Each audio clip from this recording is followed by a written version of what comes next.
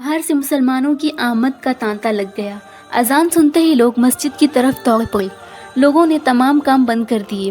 چشم زدن میں تمام مسجد مسلمانوں سے لبریز ہو گئی۔ جس کو جہاں جگہ ملی وضو کر کے سنتیں پڑھنے میں مشغول ہو گیا۔ سینکڑوں آدمی مسجد کی صحن میں تپتی ہوئی دھوپ میں جلتے ہوئے فرش پر کھڑے ہو کر نماز پڑھنے لگے۔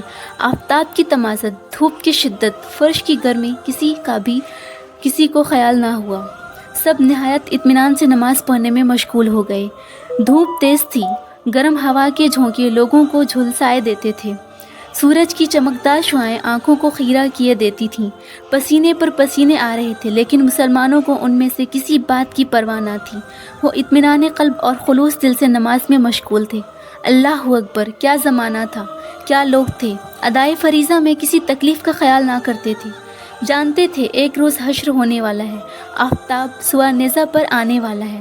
اس روز کی تپش اس زمانے کی تپش سے 1000 گنا زیادہ بڑی ہوگی۔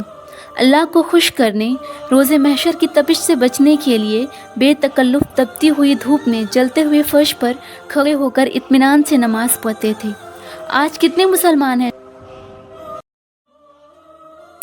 جو اللہ اور اس کے رسول صلی اللہ علیہ وسلم سے ڈر کر، قیامت کے روز سے خوف کھا کر دھوپ میں تو کیا سایہ میں بھی 5 وقت جماعت سے نماز پڑھتے ہوں۔ اب مسلمانوں کے دلوں سے خدا کا خوف نکل گیا ہے۔ وہ صرف موت سے ڈرنے لگے ہیں، حالانکہ ان کے بزرگ موت کا استقبال کرنے کے لیے ہر وقت تیار رہتے تھے اور اللہ سے ڈرتے تھے، اس لیے وہ دنیا پر بھاری تھے۔ ساری دنیا ان سے لرزتی تھی، اور آج کل کے مسلمان ساری دنیا سے ڈرتے ہیں۔ مسلمانوں میں قاعدہ تھا کہ امیر یا بادشاہ خود نماز پڑھایا کرتا تھا، چنانچہ حضرت عمر رضی اللہ عنہ جماعت سے نماز پڑھائی۔ نماز کے بعد لوگ اپنے اپنے کام میں مصروف ہو گئے۔ حضرت عمر رضی اللہ عنہ نے کاتب کو بلایا، حجاز کے رئیسوں کے نام خطوط لکھائے۔ تمام خطوط ایک ہی مضمون کے تھے، سب کو جہاد کی دعوت دی تھی اور جلد سے جلد مدینہ پہنچنے کی تاکید کی تھی۔ سب کے بعد ایک خط مثنیٰ کو لکھایا۔ اس میں لکھا کہ تم تمام مسلمانوں کو جو ایران کے اضلاع میں آباد ہوئے ہیں جمع کر کے حجاز کی سرحد پر لوٹ آؤ۔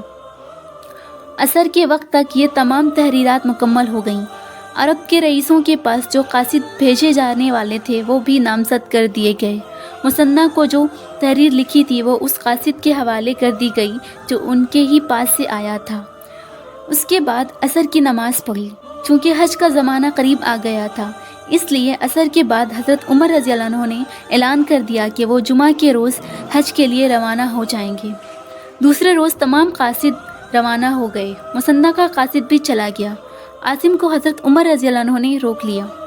چونکہ خلیفہ وقت نے حج میں جانے کے لیے اعلان کر دیا تھا، اس لیے اکثر لوگوں نے ان کے ساتھ چلنے کے لیے تیاریاں شروع کر دیں اور نہایت بے چینی سے تاریخ معینہ کا انتظار کرنے لگے۔ اب آگے